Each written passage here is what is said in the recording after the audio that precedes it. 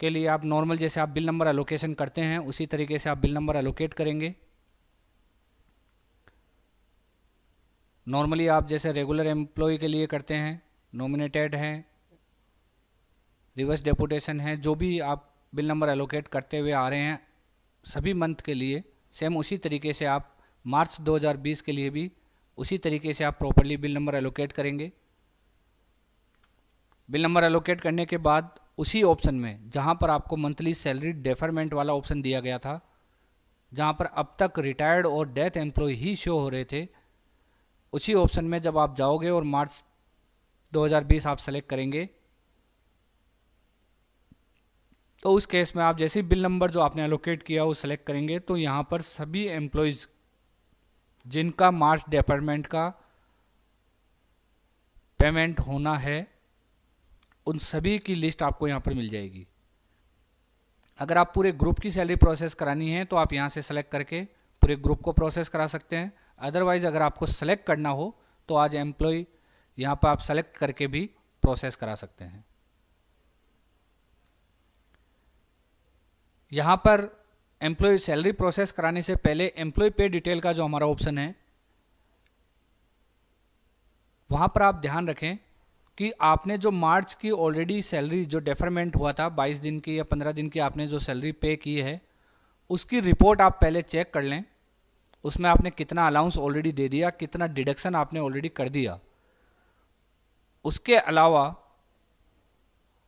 यहाँ पर उनका डिडक्शन अगर कोई एक्स्ट्रा हो रहा है तो आप उस डिडक्शन को जो है जैसे इनकम टैक्स है उसको आप सही कर लें। यहाँ पर अगर एनपीएस कट रहा है, मैं यहाँ पे क्लियर कर दूँ कि अगर आपने एनपीएस का पेमेंट डिडक्शन आपको दिख रहा है तो यहाँ एनपीएस का पेमेंट पूरा मंथ का दिखेगा। मान लीजिए आपका एनपीएस का पेमेंट बेसिक और डीए का 10% आपको यहाँ पर दिख रहा है तो यहाँ पर वो पूरा 10% दिखेगा, वो डेफरमेंट के अकॉर्डिंग वहाँ पर आपको कम होके नहीं दिखेगा। उसके लिए आपको कुछ भी नहीं करना है, सिर्फ आपको जो अदर डिडक्शंस हैं जो आपके ऑलरेडी उसमें मार्च में ऑलरेडी आपने पहले कर लिए हैं जैसे इनकम टैक्स हो गया,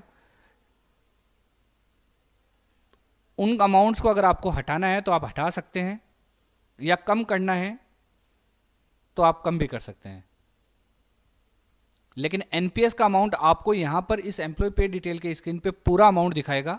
जब आप सैलरी प्रोसेस करा लेंगे यहाँ से मंथली डेफरमेंट से और उसके बाद जब आप रिपोर्ट चेक करेंगे तो वहाँ पर उसके अकॉर्डिंग जितने दिन का पेमेंट बन रहा है उसके अकॉर्डिंग सिस्टम अपने आप कैलकुलेट करके आपको एनपीएस का अमाउंट दिखा देगा।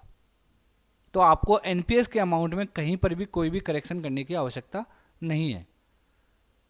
सिर्फ इनकम टैक्स है या उसके अलावा अगर कोई दूसरा टैक्स है या कोई दूसरा डिडक्शन है जो आपका ऑलरेडी मार्च में डिडक्शन हो चुका है और आपको उसको अभी मार्च में दोबारा नहीं होगा तो आपको उसको हटाना है तो आप हटा सकते हैं या कम करना चाहें तो आप कम कर सकते हैं। ये आपको यहाँ पर एम्प्लॉय पे डिटेल के अंदर सभी एम्प्लॉय के लिए एक बार आप चेक कर लें मार्च 2020 सेलेक्ट करते हुए। उसके बाद आप मंथली सैलरी प्रोसेस में जाएंगे, यहाँ पर वो उनके नाम दिखने लग जाएंगे, आप सेलेक्ट करेंगे, प्रोसेस करा लेंगे।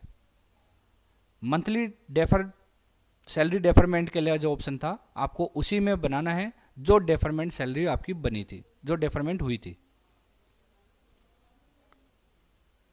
तो ये जो अभी बाकी एम्प्लॉयज़ के लिए भी जो अभी ऑर्डर हुए हैं कि मंथली डेफरमेंट जो हुआ था उस टाइम मार्च 2020 का, उसके जो आदेश हुए हैं उनको आपको पेमेंट कैसे करना है उसका मैंने आपको ये प्रोसेस बताया है।